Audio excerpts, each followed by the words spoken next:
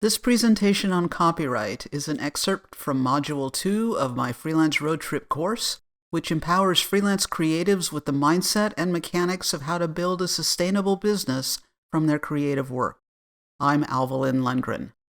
So as an independent creative freelancer, it's important to understand what your rights are in regard to your work, because it's by your work that you're making a living. And copyright gives you the ability to earn revenue off of the work that you create. Copyright gives you authorship and authority over your own work. So it's very important to understand copyright law. And this pertains specifically to copyright law in the United States. So if you are in Canada or elsewhere, your national laws, your federal laws may be different. So let's first talk about what copyright is. It's essentially authorship. It's the fact that somebody creates something and is the originator or author of it. A lot of time we think of author as somebody who writes, but anybody who creates something original and innovative is the author of that thing. So when we talk about copyright, intellectual property, and we talk about the creators of those things, they are the authors of those things. It's important to note that 2 or 3 people, if there's a collaborative effort or a team effort on a created work, then everybody on that team is an author or creator of that work. So it's not necessarily designated as this particular team or a team name. It's each individual person on the team has the same rights as everybody else regarding that work. It's also important to note that ideas cannot be copyrighted. And that basically means that if you have something floating around in your head and you see somebody else comes up with something very similar in a tangible form, you can't go and say that person infringed my copyright because they stole my idea. Even if you told that person about your idea and they went ahead and did something in actuality with it, they made a logo, they put it on a t-shirt, they built it, they made it in some way so that it becomes something that can be handled or read or looked at. The idea itself is not something that can be protected. So ideas cannot be protected, even though you might be the author of it. If you share that idea with somebody else and they do something with it in tangible form so it becomes something real, they own the copyright to it because they created that real expression of it. Whereas if it's just an idea floating around in your head. Nobody infringes your work unless your work is in actual tangible form. Nobody can infringe an idea that hasn't been visually expressed in writing or in drawing or in image. Property can be copyrighted. We talk about things that designers and illustrators and photographers create as intellectual property. They're not real estate and they are not cars, but they are property nonetheless. They're just intellectual property because they are the result of thought and thinking process and problem solving. So property is a thing that belongs to someone. It's something that someone possesses. Intellectual property, then, is a work or an invention that's the result of a creative process, such as a manuscript or a design, to which the author has the rights and for which the author may apply for a patent, copyright, trademark, or other. So intellectual property is a work or invention that is the result of creative effort. So authors are copyright owners, and they have the right to distribute their work publicly. So you can put your own work on your website, you can put it out there on social media, you can make a poster of it and sell it on Etsy. You can reproduce your own work. You can alter your work. You can go back in and make changes to it. You can make a derivative or related work from it. So you can do a series of something. You have the right to profit or earn a living from your work. And you have the right to transfer rights to someone else.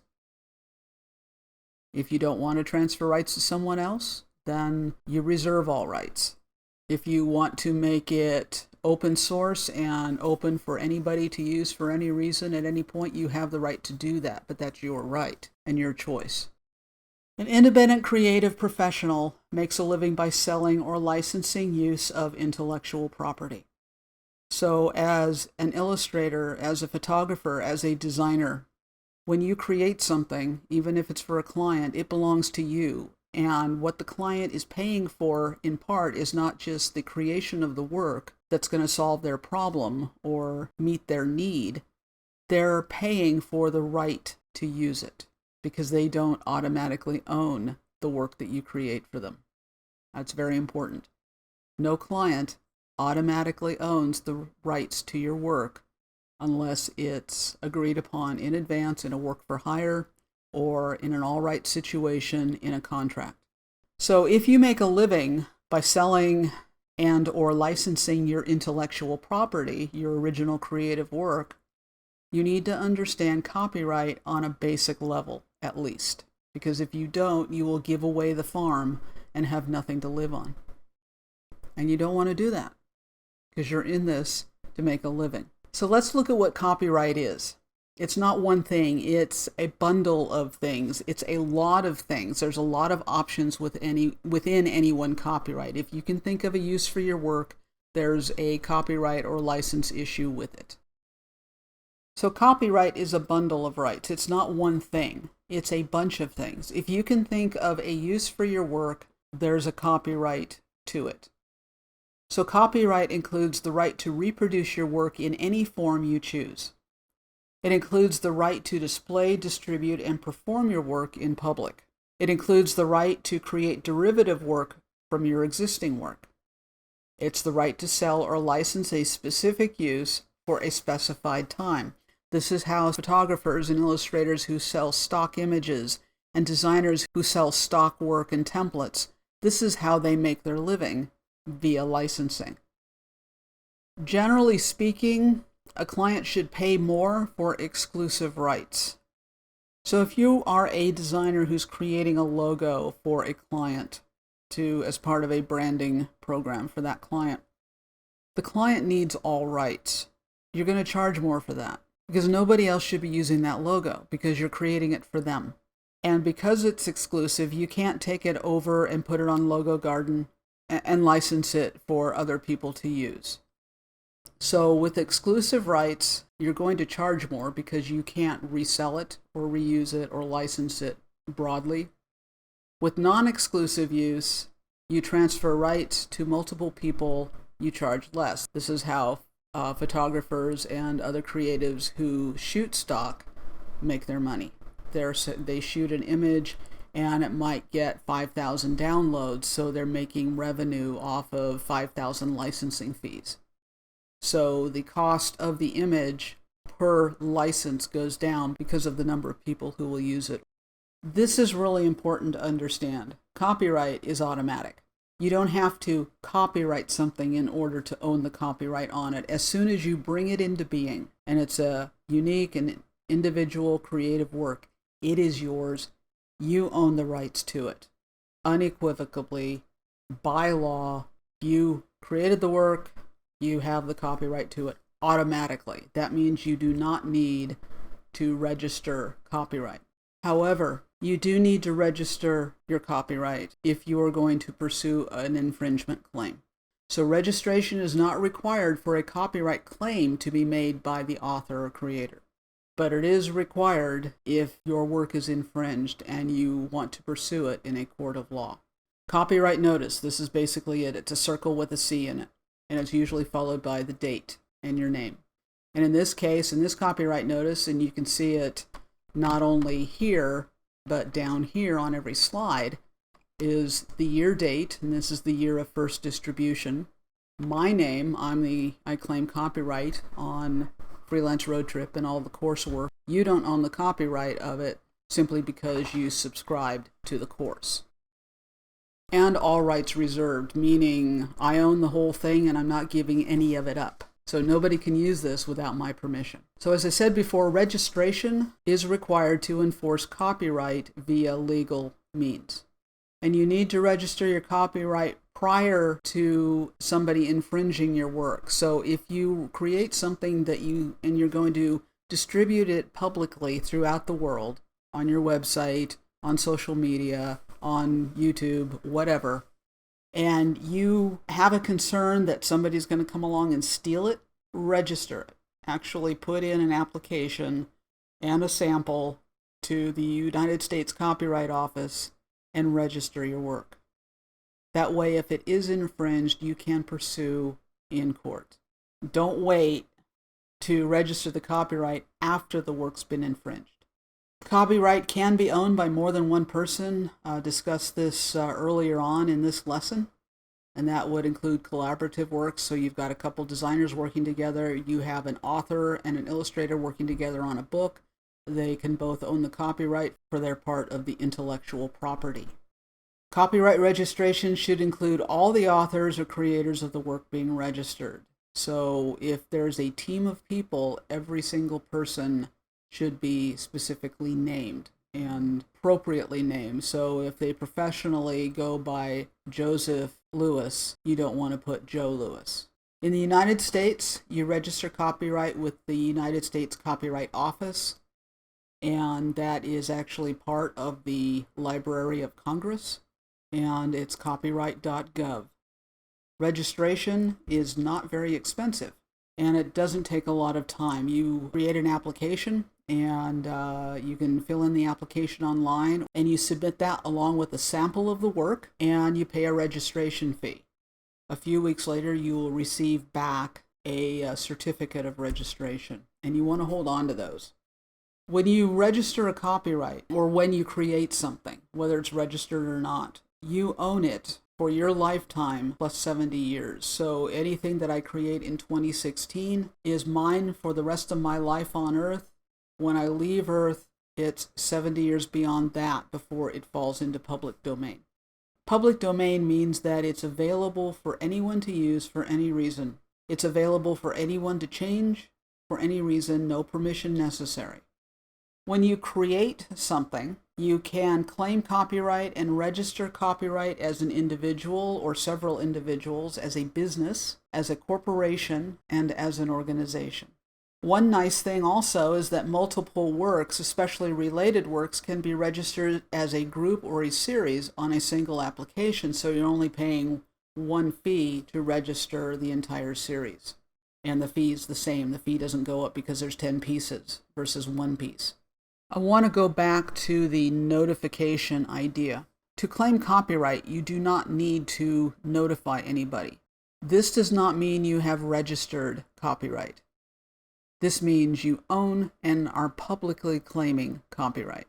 So even if I don't have this on anything, I still own the copyright. This public notice acts as public notice. Who owns this? Me. And it is a no trespassing warning. It is a deterrent. It is not a guarantee against infringement. You can use this notice even if you have not registered copyright. If you want to be able to enforce this legally and prove that you are the owner, then you have to register copyright. So I just want to make sure that's clear. Another thing that's very important is that copyright is a separate asset from the actual physical work. So there's the work and there's the copyright. Within the digital realm, you have your JPEG or EPS file. That digital file then would be the physical work. If you draw something on paper, or you create a watercolor, or you print a photograph in the darkroom using, there's that physical work, and then there's the copyright to it, and they're not the same thing. So you can own the physical work and sell off all of your copyright to it. Or you can sell the physical work and retain all the copyright to it. So copyright is a separate asset from the actual physical work. And clients are not automatically entitled to ownership of original artwork or preliminary working files, ideas, concept sketches, native files such as PSD files, AI files, and INDD files. They don't own any of that. That's yours. If you transfer ownership of original working files, preliminary work that leads to the final thing that they do get, that should be in your contract. It has to be in your contract, and you have to specifically transfer the rights to it to the client. In educating you as an independent creative professional, this is for you to turn around and be able to educate your clients. because they're not consulting with copyright attorneys. And they won't know. They'll assume, well, I paid for the work. Give me the files. So you have to be very clear. In fact, even though the client is not entitled to any of my working files, I have a specific clause in my contracts with all my clients that state that they do not have any right to the preliminary files, and that everything that is not transferred to them in the form of copyright remains with me. And that's specifically and explicitly stated. And that way there's no question.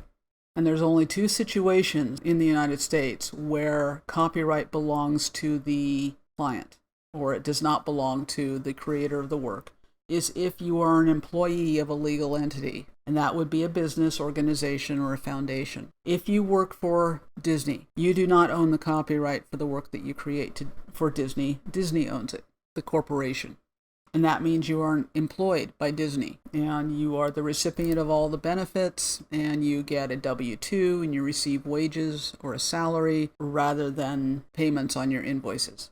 So employees are part of the employer's organization, and as an employee, any work you create automatically belongs to the employer. Now, if you sidebar as a freelancer, then anything you create for any of your clients is yours. The other situation, and this goes back to what we just talked about in lesson 2 in this module, is that if the work is a work made for hire and you are an independent contractor, or it means you're an independent contractor, the copyright belongs to the client or the buyer of the work. But it has to say work for hire. Go back and go through the worksheet for the second lesson and review the video on the second lesson, so that you really understand that. If you engage in a work for hire with a client, they own everything, just as if you were an employee.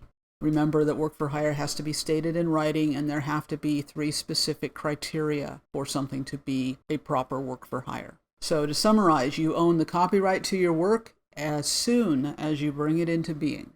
You use a public notice, the C with the circle around it, to show that you own the copyright to a work. That is not proof of registration.